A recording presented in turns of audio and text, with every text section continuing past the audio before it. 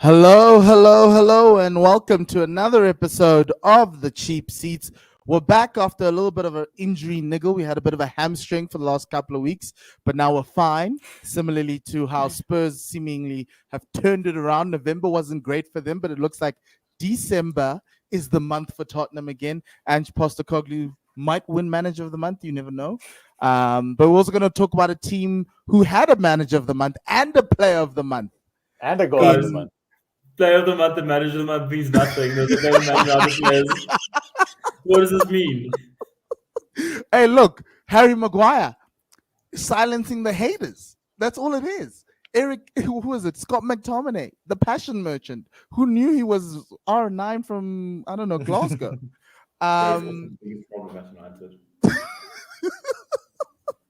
And yeah, the curse of the manager of the month coming to bite Tottenham for like another month. Last time we were on here, Dean was happy. Why? Spurs was on top of the log. How now they're like fighting for fifth with United. United's looking weirdly nearly close to City because City had a weird run. Liverpool are evading all the bullets that everyone else is throwing at them. They're sitting on top of the log. They try their best to lose until the last 10 minutes. But they can't. And somehow Luton FC is some sort of tough team to beat at home. But it's been an interesting period that we've been away. And all I can say is from our side is remember to follow us on One World Sports Radio platform. Please do like and subscribe. If you're watching this, please do click that like and subscribe button. We're also sponsored by Classic Shirt ZA. And in honor of the team that's on top of the log, I thought you could. I'll sort out the audio as we go along. I know it's not great. I thought we could talk about a team that's on top of the log, and I'm just going to put Liverpool up there as their team, as their top of the log. You can get all of these at Classic Shirt ZA. I'm not a fan of the away kit, Wahid and Dean, but I'm sure Cyrus likes that purple third kit. Why would that be? You never know, Cyrus. You never know about that purple third kit. And so so if you'd like to, I know nobody wants to talk about Liverpool on this podcast right now, so you can go to Cheap Seats, Classic Shirts ZA, not to Cheap Seats, and put in the discount code Cheap Seats 99. That third kit is like the purple color of a sexually frustrated person. Well, currently it looks yeah. And it looks like Liverpool are playing like I won't say it, but they're frustrated. But luckily somehow they're finding ways to get wins. They struggle, and then finish. Yeah. Yes, and it's a bit of a problem with Liverpool, and so they are evading all the bullets, and we're not. But anyway, so today people have got things on their mind. So we'll try and let everyone talk about what the issues are. But let's start with this little situation that happened on the weekend where Aston Villa in this last week have decided to become title contenders. And are they title contenders? I'm going to go to Cyrus because somehow Unai Emery seemingly keeps on putting out a really, really good performance, and that Aston Villa team that did some good business in the summer are playing some really good football right now. The only problem is that if you play them away from home, or if they go away from home, they can't win. But at home, they're looking great, and it's half of what you need to win a title, right, Cyrus? If Cyrus doesn't start by saying good evening, I think it's a fail. it's a failure of an opening. Failed already.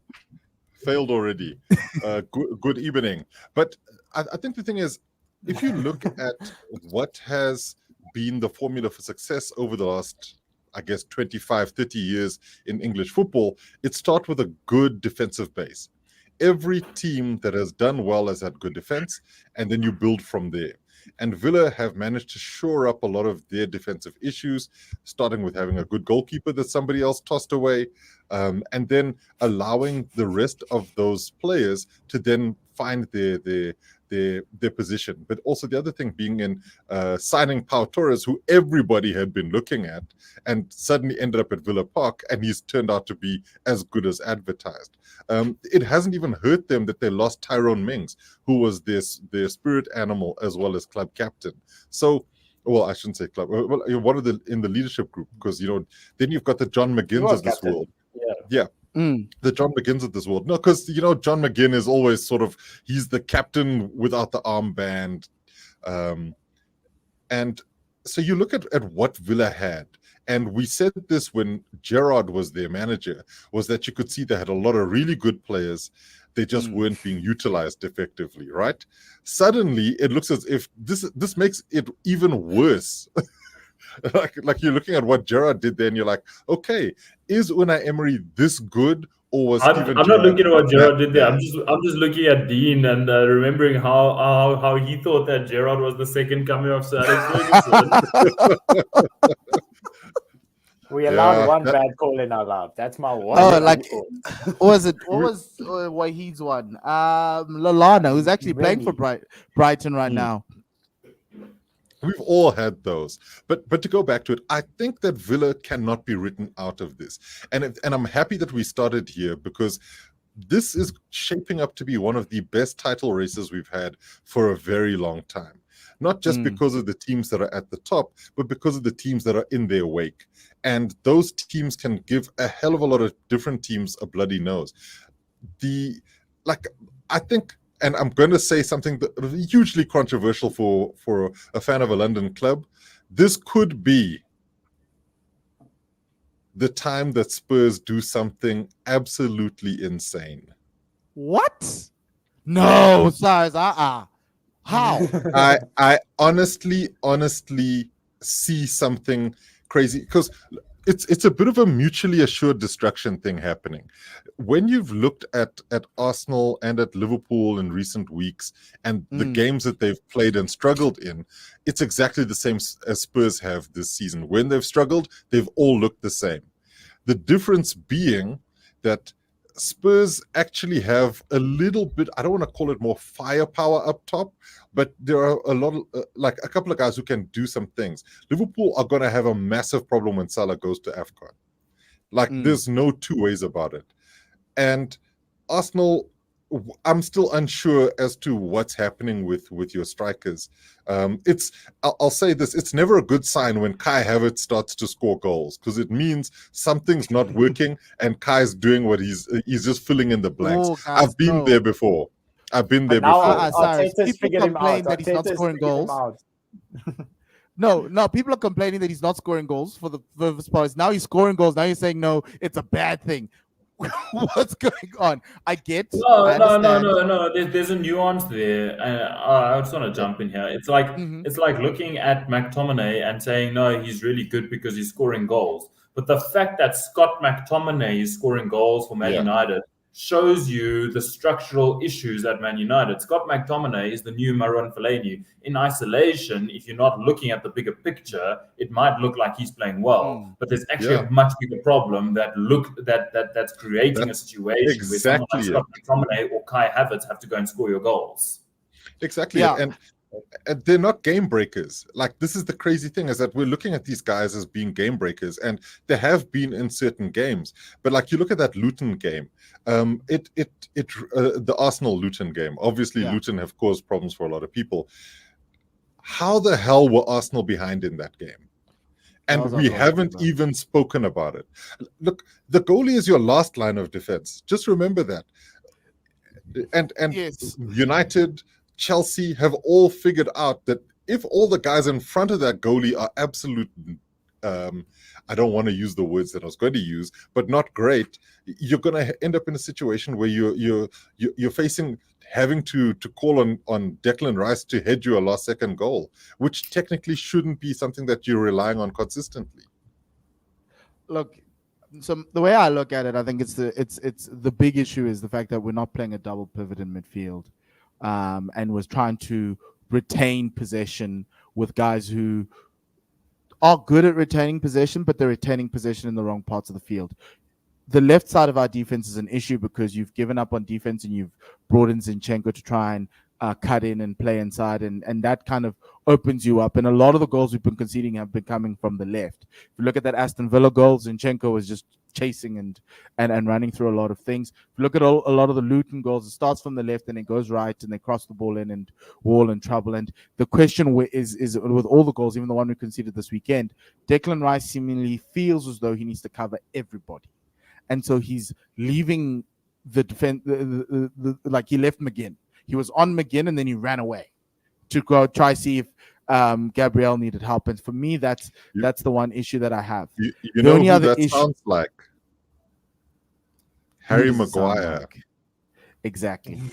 The other thing for me with Arsenal is that Arteta seemingly is playing a much slower game at a slower pace, and they're not at like last season playing at a much higher pace to try and blow teams out at the start, right? And it's coming at the expense. Yeah, it's coming at the expense of Martinelli and Saka, because you're playing a more control-based game, so you're not telling those two to run right backs and left backs into the ground. They're now trying to pass through the middle and get Odegaard in, and it effectively slows the game down. And Kai Havertz is an issue because I think Trossard plays that position much better. I think Trossard gives you a little bit more creativity and a little bit more, I don't know, quality from that position. He's a scorer from that position. If you look at Kai's goal, Kai is bundling balls over the line. He's not necessarily doing something amazing, right? And to a certain extent, from a confidence perspective and from that position, that left 8 position, goals are coming there because Xhaka was scoring goals there. So I've got no issues with that. I just think we're playing a lot slower. We're playing in the wrong parts of the field. And I think Arteta is, to use the word, out-pepping himself. When the formula was there, he thought he needed to control the game a little bit more, because last year we bottled the season, as everyone says. And I think he needed to double down on what went well and get better defenders. And I think here in Timber's injury is hurting us, because he probably would have been playing that left-sided, that left-back role next to Gabriel, which is a little bit more stronger. But to a certain extent, that's what it is. What's the party situation? Because I'm unsure. So if we is can he get fit him and fit, not playing, or is he just not fit and he's not fit? Okay. I don't even think he's going to AFCON. Look, if he's going to AFCON, then we've got a Aubameyang Ozil situation happening at Arsenal, or Thomas Partey's got other external factors that are not bringing him into the team, because that's the other thing with him, right? And I think he comes into the side, he does a much better job. We play much better and we look much more solid, even going forward, because then you push a guy like Declan Rice a little bit more forward into that Kai Havertz role, and it works better. But the only thing I can say is, I think being second at this point, having played this poorly, says a lot more about everyone else than how badly we're playing, because I don't think we should be anywhere near the top with the way we're playing. We can't score goals. We concede well defensively. It looks better, even though we concede the most ridiculous goals against the most ridiculous teams. But yeah, I think for me, Cyrus, that's where my thing is. If Thomas Partey comes into the side, it adds a little bit more stability, even because you push Declan to the left. Right now, Declan's a little bit more central. So when they break on the left, he now needs to figure out who needs to cover. And that's part of the game that he needs to grow into. But yeah, that's what this title race is, right? You've got Manchester United not playing well, but they're there and thereabouts. You've got Liverpool, Tottenham having gone through the worst of November, but now they seemingly are back in it. And the only thing we'd be talking about is whether Poch in or Poch up, but we'll talk about that later. Let's move over to Wahid. When we look at your team sitting there and thereabouts, you had that beautiful. I don't even call it beautiful, but you were the most informed team. You were looking great, but it felt like you had a false bottom. Was this weekend the sign of the false bottom, or is it just a situation of just one bad game at Old Trafford and Bournemouth are a better side? No, it was 100% a false bottom, and that was chickens coming home to roost, because we were getting over the line in very lucky, like I want to use the word lucky methods. We weren't playing well. I can't think until the Chelsea game. I can't think of one game in which we actually played well. We played well against Chelsea, but the caveat is that it was Chelsea. It was two basket case clubs playing against each other. It's not you playing well in an overarching sense. You have to take who you're playing against, and it's playing it's almost playing against a mirror image of yourself when you're playing Chelsea. When Man United are playing Chelsea, it's two ridiculous football teams with like no end, with like very little structural anything. Structural ideas going on. And yes, I waxed lyrically about Chelsea a couple of weeks ago because I thought that they're going in the right direction. Turns out I was wrong. It's actually gotten a lot worse for Chelsea, and now the underlying stats that I kept talking about and banging on about have actually also gone to shit. So yes, I want to talk. I do want to say yes, Man United played well, but apart from that Chelsea game where we played well, I can't think of another game this season where we actually played well. The only time I can probably think of good-ish performances was against Arsenal with Garnacho's goal. Yes. That might have been a bit different. And when we played Spurs again, the handball might have gone differently. Those games, we actually didn't play badly. But the other games, when we were winning games, we were playing awfully. We deserved to lose the games we won. So yes, this was chickens coming home to roost. This was fully expected. And just like my heart goes out to our mate Dean Elson, who spent a whole lot of money to go and watch that game at Old Trafford. I felt so sorry for him. Like, within 4 minutes, you guys were down. And I'm sitting there going, what? like at least he doesn't even live. I think a lot of us think of him as living in the UK. He doesn't live in the UK. He lives in Dublin. You had to spend a hell of a lot of money to go watch that game. Yeah. So here's the thing, right? Is it ETH out, or do you have to wait for all the boardroom stuff? If you guys, so if you're ETH, what's your case to not be fired? So I've said this before, and I'm not gonna harp on what I've said on previous podcasts, but I don't think it's ETH out yet. But when the boardroom changes and shuffles happen, I think that his ass is going to be on the line, because he should be doing a hell of a lot better with the team that he's got. And there's so many questionable things that happen at Man United every single week that it can't be ETH getting a free pass because the ownership situation is up in the air, or the boardroom, or the structure at the boardroom is broken, because he's got players at his disposal, and he's just being weird about it. So dropping Bruno into a deeper midfield position to do dog work, to allow Scott McTominay a free role, makes no sense. It makes zero sense. Because Scott McTominay has scored a couple of goals for Scotland doesn't mean you give him a free role at Man United. You've got your creative outlet, your incredible football player in Bruno Fernandes, and you make him do dog work for Scott McTominay. It does make sense.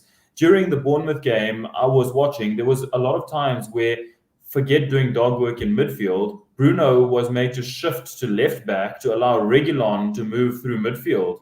How does this make sense? How does this make sense?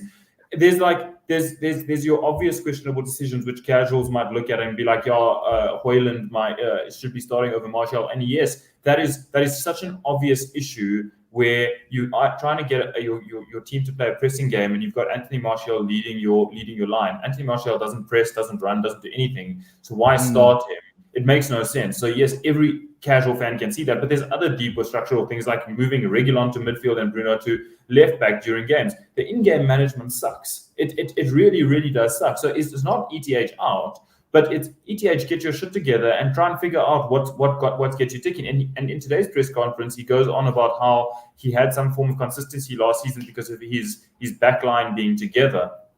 That's really great, but he's not the only manager in the Premier League who's been dealt a bad hand. Newcastle have been dealt a bad hand of injuries. Spurs have been dealt a bad hand of injuries. Everybody is dealing with injuries, which is probably a little bit to do with the World Cup coming at a weird time last year, and teams are battling with injuries. But there's also Man United's injuries seem to be exacerbated, and there's all this talk of Man United's training methods being ridiculously over the top. And let's use some sports science and see all these injuries are probably predictable. Muscle injuries in 2023 are predictable. So if you're running your players into the ground, you can't blame the Glazers. You can't blame John Murtough for muscle injuries caused on the training field. So there's questions that need to be asked of ETH. Also, the Varane question, Wahid. What's going on there? Is he not good enough to make the starting 11? Who's that? Sorry? Rafael Varane.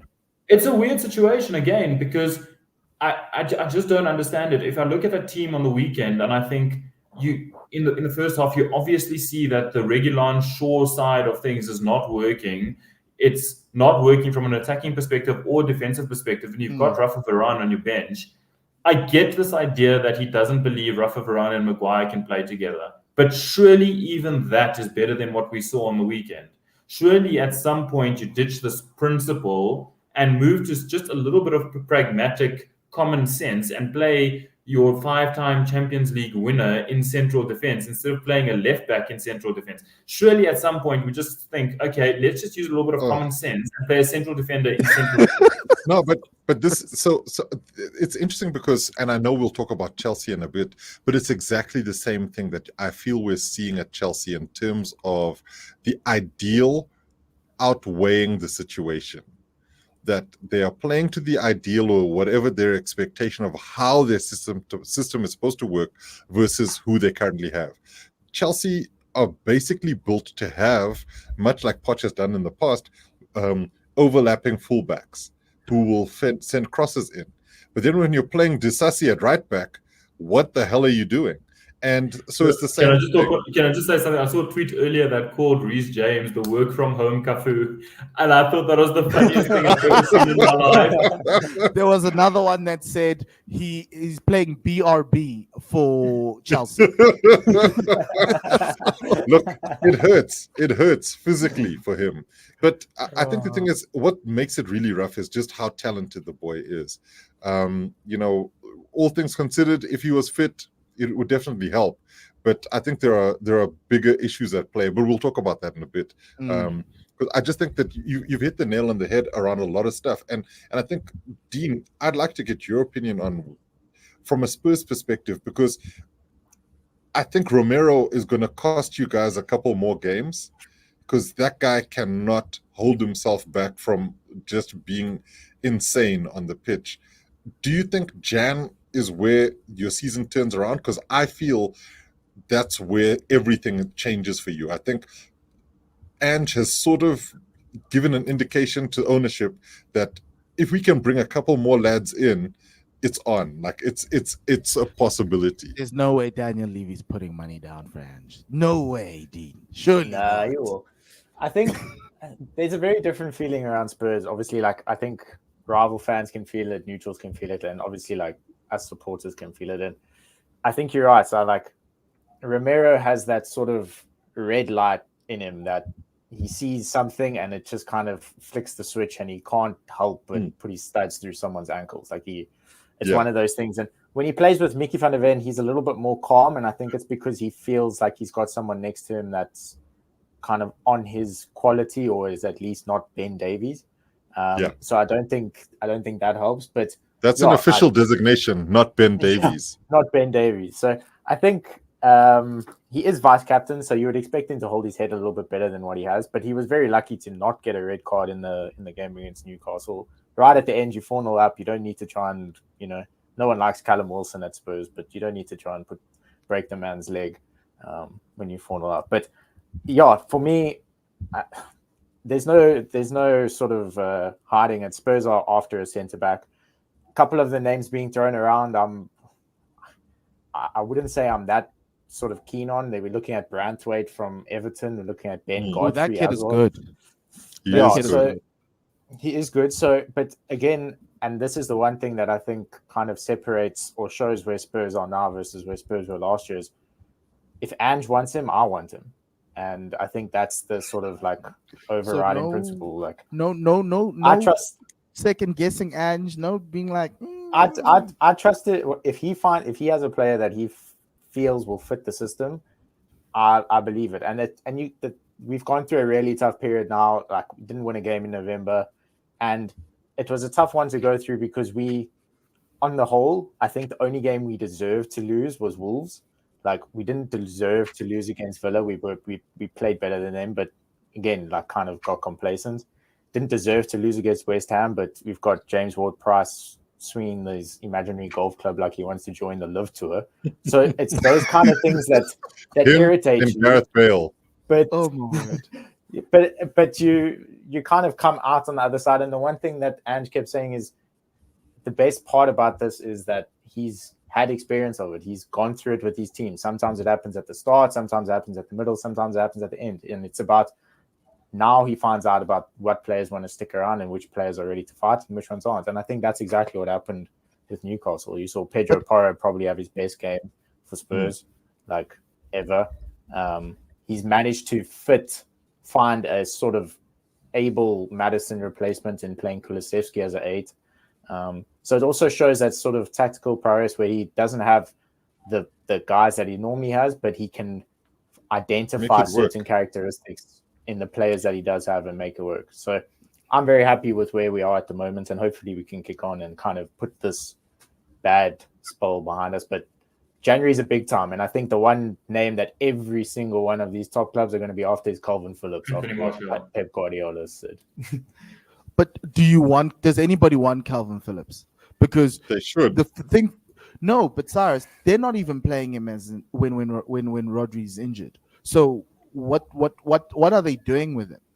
I think it's a Jadon Sancho situation. Like it's the kid's good. There's no doubting he's good. He's an England international. We know that he's good, but he just hasn't have the start. He doesn't have the sort of environment around him that is kind of conducive. But Mpo's asking, is this guy Steve Sidwell?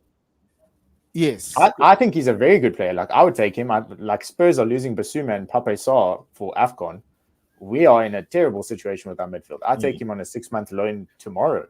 So Dean, you're willing to take a guy that Pep is willing to pay a Rico Lewis in midfield over when Rodri's in. But I don't think it's a bad recruitment though, and I think he also does a job at United. Cole Palmer was sold by Pep, and that boy's flipping something. So it's not like Pep has got such an embarrassment of riches at his club. And sometimes there's certain players, like when John Stones first moved to City, he wasn't getting game time all the time. It's the same with like a Grealish, right? It takes Pep a long time to feel that you've acclimatized to what needs to be done in his system. And I think that might be the issue with Calvin Phillips outside of the injuries as well. And that engine room is the main space for City. I mean, look at it this way. Who else did they sign? What's his name from Wolves? And we're not seeing him play much. Yes, but he's 3 months into City, right? My only question is, this guy Pep has an injury crisis in midfield. Gundo's gone. You've got De Bruyne out. You have Rodri getting himself suspended, red carded, whatever it is, injured, whatever it is, and you're playing makeshift midfielders. When Cole Palmer played for Man City, we saw him in fits and spurts when guys were injured. Okay, you are. I just don't know. Is there something that Pep knows that we don't know as a market? At Cole Palmer. Is there not another English defensive midfielder that Man City signed who sat on the bench for a couple of years before being let go? Pep has done this with players before. And sometimes it's the stockpiling to be like, okay, fine, this guy should fit into our system, or we need somebody. I mean, like, Kovacic doesn't get much game time. True, he's playing ahead of Calvin Phillips, but the thing is, it's not as if this is a precedent-setting, I can't believe they signed him and he's not playing type player. Pep's done this before. So how much will Calvin Phillips cost you guys? Well, everyone else. Manchester United. Look, I think Liverpool are also going to be all over Calvin Phillips. Like 40 million. We've mentioned it before, but they should. Who doesn't play? Oh, but the market's the market now. So Caicedo is 100 mil. Enzo Fernandez 100 mil. I mean, look, what Pep is value? Anything above 40 million, he's a genius. Poch said he wants more signings in January. Sit on the bench, hide him, and then sell him for more than 40 million to a rival and a guy you don't need. Okay, so Dean, when we look at Spurs, right? 40 million. He came on this weekend as well. He doesn't play either.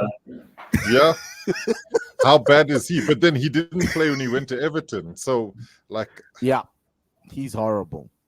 Well, I hate calling players horrible, but he's really, really bad.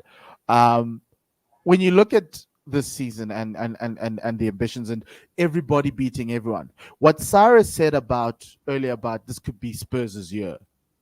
Do you see it? I see that like a Protea statement. It's like the hope before the crumble. The thing is, So- to answer that question, you need to ask yourself, what is the year? Like, is this the year Spurs win the league? Absolutely not. Is this the year that we turn a corner? Absolutely. I think we have already shown that we've turned the corner and can put ourselves back in that conversation of back as being one of the Premier League's sort of top teams. So Dean won't say it, so I'm gonna say He it, won't. right? So how many points off the top are you currently? 7. Right? It's not impossible to make up a Mhm. 7-point differential. Here It's are 2 the games reasons slip, why. which is quick. Here's why I think Spurs cannot be counted out. So first and foremost, the first thing will be in Jan, they're going to get rid of a couple of guys in order to bring in a couple of guys. Let's say, and I'm playing devil's advocate here, let's say Spurs sign Mark Gurhey from Crystal Palace. It's a guy we're looking at. Surely that helps them immeasurably in the defensive stakes, right? So Donny van der Ven, Mark Gurhey together as your center backs. We're suddenly looking at the Spurs defense thinking, okay, it's not a joke anymore. Look, Romero and Van der Ven, and he's managed to make his bones around how those things come. Then Maddison comes back.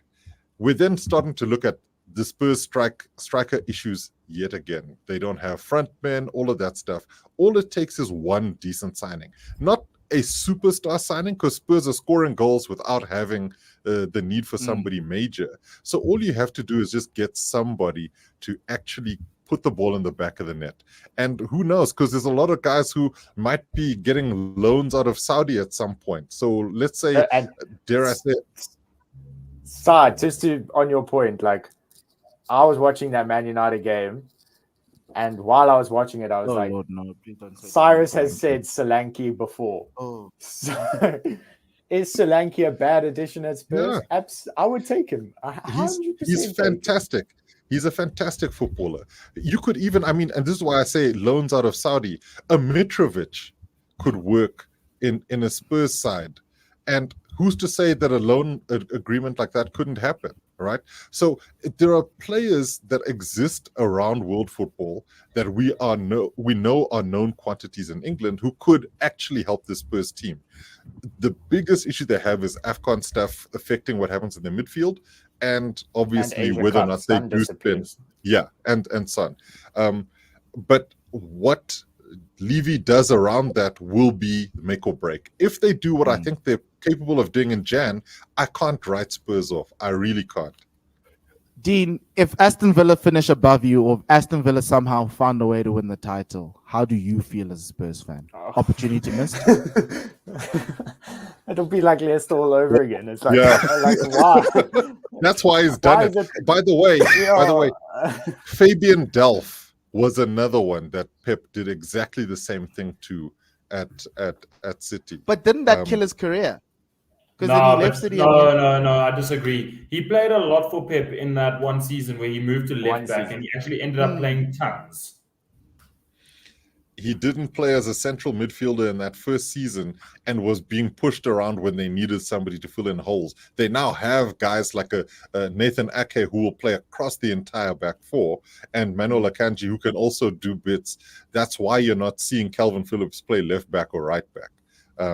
But when it came down to it, when there was an issue in the midfield, they weren't like, okay, Fabian, strip off. It's time for you to get on. Yeah. Look, And Paul Howard, how do you feel when Villa win the league above you? I will be so angry. Like, watching Saturday night was the most irritating thing as an Arsenal. This season's been just irritating, right? Like, up front, it's just, you're like, guys, like, honestly, we're not going to score goals at this pace, right? And Mikel's just wanting to do this little slow orchestra, the slow dance of his, and it's going to cost him, right? We can't be living like Fergie times where we're hoping that we're going to get something our way. And then start blaming the officiating when it Fergie doesn't. time was 3 minutes. Now you get like 16 minutes of Fergie time, And we in still every can't game. score. Fergie would and- be salivating right now. Jeepers. Shucks. You'd end It up would just be 5-0 up. raining Scoring on the 5 side of goals. the pitch. So much chewing gum. No, But- look, Fergie time would be VAR. VAR would always just fall on Manchester United side, regardless of what happened. You know, like even We that deserve a handball that break with VAR at the moment. I believe I- everybody feels the same way.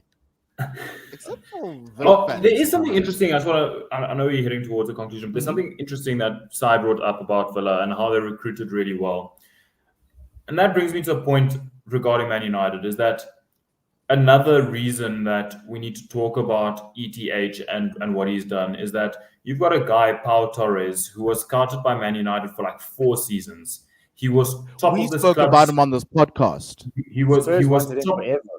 Yeah, he was top of the list on a club perspective from the scouts and under Ole as the preferred choice for left centre back. ETH came in and chucked it out the window to sign Lisandro. I like Lisandro, but that is a structural issue at Man United. You can't chuck 4 years of scouting out the window to sign manager preferences. And if you do, that needs to be the exception to the rule rather than the rule. You can't consistently only sign manager targets. This looks like it's heading down the shitter. This looks like ETH is a dead man walking, and we're going to have a squad full of ETH players signed exclusively to play for ETH under a new manager at some point. Is that some point before the end of the season? I don't know. As I said, a lot will hinge on what Jim Ratcliffe and his new sporting director does when and if they come in. If they keep saying next week, never seems like it's coming. But when there's a new sporting director and the results and performances are like this, I can't imagine that this is going to be tolerated for much longer. I suspect we might hit a point. My prediction is we might hit a point where the results and performances become untenable. They might try and appoint another interim manager, Ruud van Nistelrooy, someone that I think might fill that hole, and then we're gonna be in back to square one in the summer. I love this. I Just think the finding question we former need to United ask- players to be managers. Just like It'll lead us into the next section, but who gets fired first, Ten Hag or Poch? Because Yeah. it's going to be a tight race. Cyrus, but let's go to Cyrus first. Yeah. Is it untenable right now there at Chelsea? It is a very weird situation because I literally cannot tell you if we've hit that point yet, and that's primarily because Poch will have an excuse for why certain things haven't happened. Even though they've spent tons and tons of money, he'll be like, I didn't spend 100 million on Caicedo, you did. You're asking me to play him and he's playing. It's the question of what is happening around them. And this is something I'm fairly sure he would have told them is a possibility. We've signed a lot of young guys who haven't played in this league before in key positions.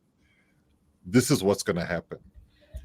Chelsea's biggest issue right now is that we carry a hell of a lot of players in this team that don't do a hell of a lot. So yes, there's been a whole bunch of laughing at Mudryk for the longest time. He's got a lot of potential, but you don't see much end product with him. Against United, he had a couple of gilt-edged chances as well, and also played some good balls in that weren't finished off. You then look at the signing of like a Nicholas Jackson, and he's the preferred striker, or was benched this weekend. He's not delivered on anything, even though he's the club's top goal scorer this season. Scored 7 more league goals than, I won't say his name at United. But then you look at some of the other issues, specifically from the back up. Robert Sanchez, never going to be a great goalkeeper, and the United game was the key thing here. And this is also a point I wanted to go back to. Wahid, when the game was on, and I said to you, and I stopped watching at 1-1, I said, this is the worst game of football I've ever seen. And then afterwards, like, the next day, you were like, look, I was being a bit harsh on United. But I don't feel I was, and I still don't, because the opportunities Chelsea created against that United team, anybody else would have put those away. And Bournemouth proved that this weekend. Shame, I chased Wahid. But No. He's had enough. He'll be back. But the thing is, when you look at it, Chelsea don't create enough opportunities. They are carrying players in very important positions. Like right now, Enzo Fernandez looks as if he can't do anything. But the reality is, it's because Conor Gallagher, as good as he's played, hasn't actually contributed anything on the front side of the ball in terms of going forward. Yes, he's pressing like you won't believe, but it's not like Conor Gallagher is banging in the goals or sending in through balls or whipping in corners that people are heading in consistently. So he's also one of those where he's just another body in midfield, not necessarily somebody that I feel is changing the complexion of what's happening in matches. Yet every time somebody like Cole Palmer gets on the ball, you feel as if something's going to happen. And you saw it against United, you saw it against, in fact, pretty much most of the teams this season. So there is a need for Poch to recognize where the flaws are. And I also feel as if it's taken him a long time to also say, Thiago Silva is almost the same age as me. It might be time we start to dial back his minutes. And playing 90 minutes every game at 38. What a guy.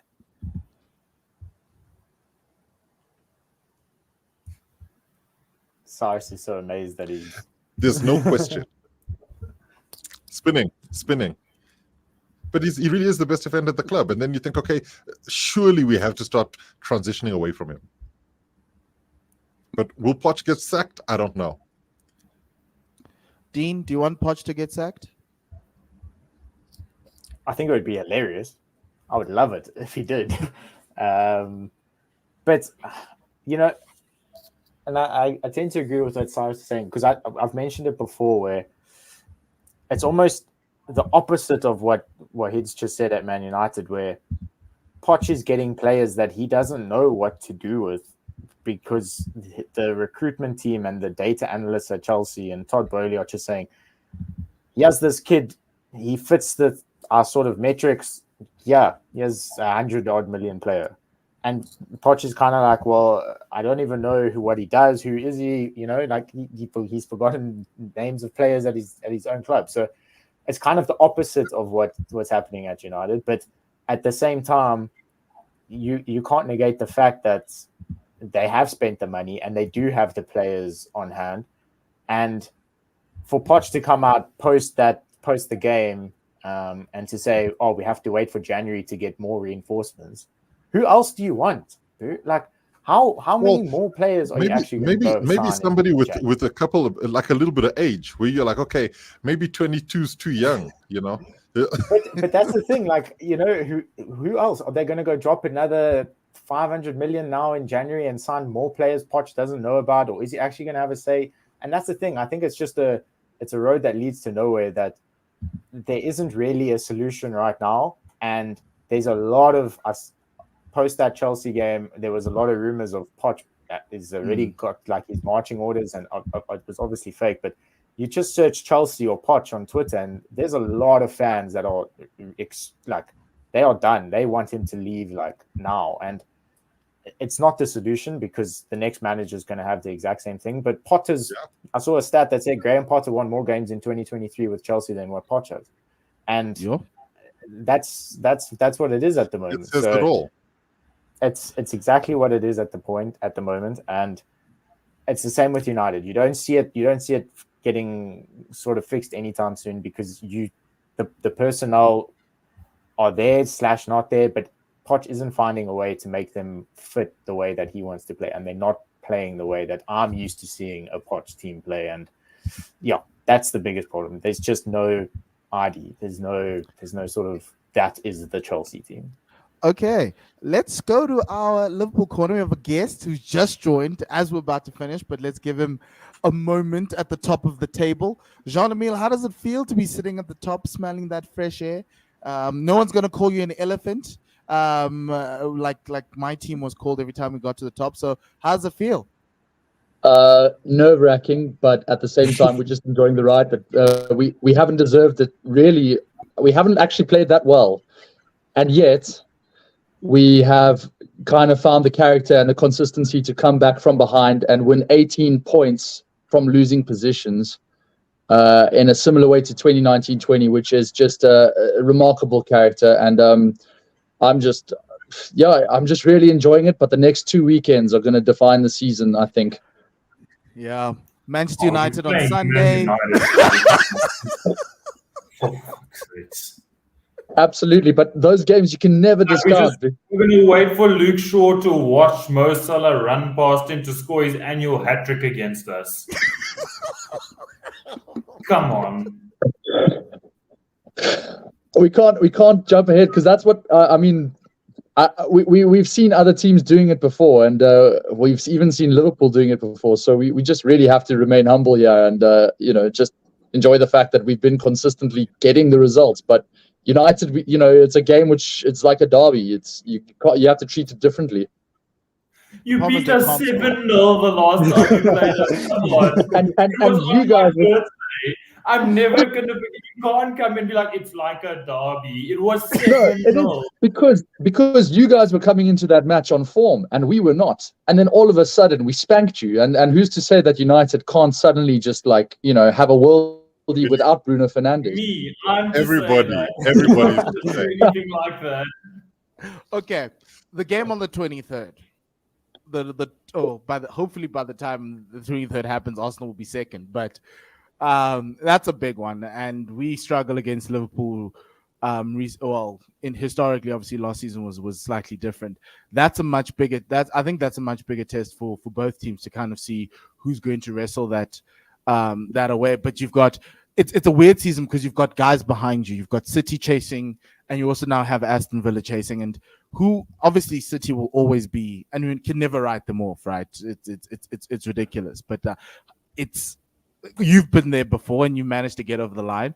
Do you think this Liverpool squad has it in them to be top at Christmas and then take it all the way? Because I know Arsenal can't, but we will. Top at Christmas, yes. And hope is what kills you. Shame. Yeah, no, hope that can kill you, especially against City with a rejuvenated squad when Kevin De Bruyne comes back. I think definitely top at Christmas, but we absolutely need a centre-back and a central defensive midfielder to sustain that up until the end of the season. And without that, no hope. And so when Mo Salah goes to AFCON, what happens? I honestly do have faith that Szoboszlai or Elliott can fill his spot pretty productively, and I do believe that the other players will step up. We might even change the system a little bit, but I mean, Mo Salah hasn't actually been playing that well. He just happened to find a good goal when it mattered against Crystal Palace. I do think other players will have to come in terms of leadership, but Nunes finally just has to start scoring and take that responsibility because it's great that he's chaotic, but he scored. Yeah. I think I saw it's 13 from 24 expected goals. So he's left, which I think is the worst in Premier League history. Yeah, it's like he's left 10 goals on the field this season. Wait, he's worse than Nicholas Jackson? Because I know Nicholas Jackson's a very bad XG goal scorer. No, you guys are all over Richarlison. Hang on a second. I see what you're doing here, but let's. Didn't you say you thought Nicholas Jackson would be one of the signings of the season? He'd be Drogba. I did. Drogba. I didn't say. How's that working out? Let's look at the stats. Honestly, league stats. Yes, you can talk about games against Spurs where people score goals, but there's a certain guy who's in your own dressing room who's looked as if he doesn't even know which side the goal is. I think the thing is, though. Don't talk about Man United. Oh, I should. That's true. Cyrus, you're being a bit rash there. I'm not even looking at Rashford. This is the thing. I've always given Rashford a hell of a lot of stick. But Højlund, heavens. And this is the crazy thing. I cannot understand how he keeps getting absolutely no pasting from anybody. The man has been running up and down that pitch like a pigeon chasing bread in Trafalgar Square. And he just keeps getting let off the hook. Everyone's like, no, next game will be the game. Yet everyone's looking at Nicholas Jackson as if he's some dog turd that happens to wear a blue shirt. I'm like, I don't understand it. Make it make sense. look, we're not saying he's a bad striker. All we're saying Uh, is from an No, from the no, goals he's I'm supposed to saying, score. I'm saying that. uh, I am saying that Nicholas Someone's Jackson's a saying bad that. football Look, player. he's all of horrid. us here, He's all of horrid. us here don't have strikers that are meeting the whatever it is. So I'd We rather could have stop. We got Darwin Scott Nunez McTominay. right now. look, I think let's just say this: we all have strikers that don't pass the muster. Yes, Dean, we know Richarlison put away Newcastle, but He is terrible. yeah, we've all got problems, and I think between the five of us, we're going to In be the fighting for a Richarlison certain. one, I'd just like to say that I told you so.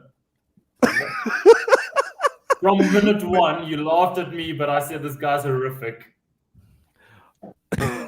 Okay, so let's end on this. I want to go across the room. Wahid, obviously United's playing Liverpool. What's the scoreline this weekend? 4-0 Liverpool. Ooh, 4-0. Dean, do you think United might cause an upset? No, but I don't think it'll be that bad because Liverpool. I've watched a couple of their games, and I wouldn't say they are sort of concisive. So I think United will, and especially with the derby, I don't think you can write it off. But like 2-0 Liverpool, I think, and then kind of walk away. Okay, Cyrus, what's the scoreline? Where's the game again? At Anfield, The right? game is at Anfield. Yeah, it's. I think it should be a Liverpool win here, but I always have caveats when it comes to these things. And Jean-Emile mentioned, like, yes, it's a derby and what have you, but the one thing that happens in derbies is people lose their heads. So, all things considered, if everybody is on the pitch, then I think Liverpool win this 2-0. But I also have a feeling somebody's going to just lose their shit on the Liverpool side of things and give United a sniff by giving an additional man on the pitch. Who's going to be that person, Cyrus? Name and shame. I'm not going to name and shame. I just think it's going to happen. It might be one of those accidental ones like Romero's where you step all over somebody's soul in the box. But yeah, I think there's a possibility. Those are red cards for teams when they're not playing against Man United. But when you're playing against Man United, it's not a red card. It's just how it works. I just have a feeling. Move on. It's not a red card. We've seen it all season. So he can we probably like Van Dijk could probably like kick Rashford in the head and it would be a red card at the moment. Like no, it's accidental. Yeah, that's because it won't be on the pitch because Rashford's on the bench. So it's fine. That is fantastic. Okay, Jean-Emile, what's the scoreline on Saturday? Oh, Sunday. 2-1 to Liverpool. United are going to score against you. Yeah, they will. Hoyland. It will be the worst goal. It will be the worst goal you've ever seen off the backside of like McTominay. But yeah, Hoyland's first goal. I'm putting money down. Rasmus Hoyland, because I talked so much trash about him. So you'll get one league goal and be 6 behind Nicholas Jackson. I'm not even going to watch the game. But some people are very, very, very selfish when they plan weddings, and my brother-in-law is one of them. So I'm not watching. Is he a United fan? Yeah, he's a United fan. Yeah, he's saving you the misery. That's why. That's all he's doing. But dare they score in the middle of that ceremony, best believe you'll be watching that game somehow. Yeah. Thanks, guys. That brings us to the end of the show. Hopefully, we will be back sooner than Rasmus Hoyland can score a goal, or sooner than Gabriel Jesus. Rasmus Hoyland is the top scorer in the Champions League, I think, or something along those lines. Yes, he is. But yes, so don't hate on my player, Cyrus. At the end of this week, at the end of this week, when United are out of the Champions League, he will no longer. Is he done scoring? Wait, do you want to be in Europa? Or do you want to go out entirely? Just let us out know. entirely. No, you want Europa because at the end of the day, you'll still earn a little bit of money. Like earn the money, but now we have to go play on Thursday nights and lose to a Wi-Fi code. No thanks. Yeah, look, it's not like you haven't done it before, so just let it happen. Yeah, but it's still like in those seasons we were playing Europa. There was like a sniff of winning games. Now we play like Astana and lose. That's true. Yeah. Who are you playing again? You're playing Bayern. As Yeah, they are. Harry Kane comes home. we have to beat Bayern, and we have to hope that Galatasaray and Copenhagen don't draw. Yeah. In something order like to get into Europa. In Yeah, order to maybe get it. Those are Yeah. Bafana tactics to get into Europa League. yeah, we do Never Bafana, seen man. it It's before. like, you know, Well, with look, Bafana, like, they have a come on, certain Gabon, Benny like, McCarthy supporting Gabon because like Bafana could need another result. Yeah, there's a certain Bafana coach there, Benny McCarthy, who's turned that United side into what Bafana looks like up front. Just can't score Remember goals. when he was the Horrible. second coming, though? Remember Yeah. when everyone was It like, was "Oh, him and Benny's here." Rashi. He Him can and score Rashi goals. just had this relationship, Yeah. right? Wow. And like he Love turned it. Rashi into this world-class No, striker. And look, then All of us were like, "Wait."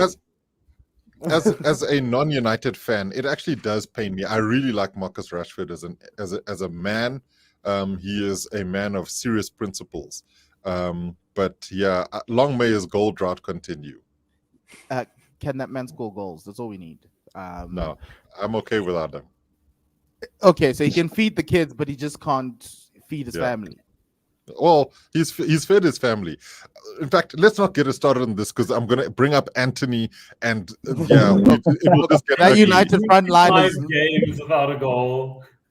Yeah, look, let's leave it at that. I think Wahid's managed to say his piece. It was a safe space for the United faithful. Dean's slightly happy now because Ange is doing his thing. Cyrus is still believing in the 8-year project, like his captain, who It definitely has won't be gone this year. AWOL. Exactly. And then Jean is just happy to be up there, knowing that there's somebody chasing him that isn't Arsenal, that isn't Aston Villa, that's just chilling there, waiting to strike whenever they can. And yeah, I'm just Premier League. looking at the season going, oh my word, this is going to be such a horrible finish. But hopefully somehow we get on to the other side, because you're Liverpool and City chasing us. That'll be something else. But anyway, that's it. Guys, enjoy the football this weekend. Enjoy Manchester United, Liverpool. We'll be watching that. For Wahid, we'll be sending you messages on the WhatsApp group that's seemingly quiet during games, but we're going to try our best to keep you updated as Anthony starts and Hoyland sits on the bench. And I don't know if Marcus Rashford's even going to be on the bus there.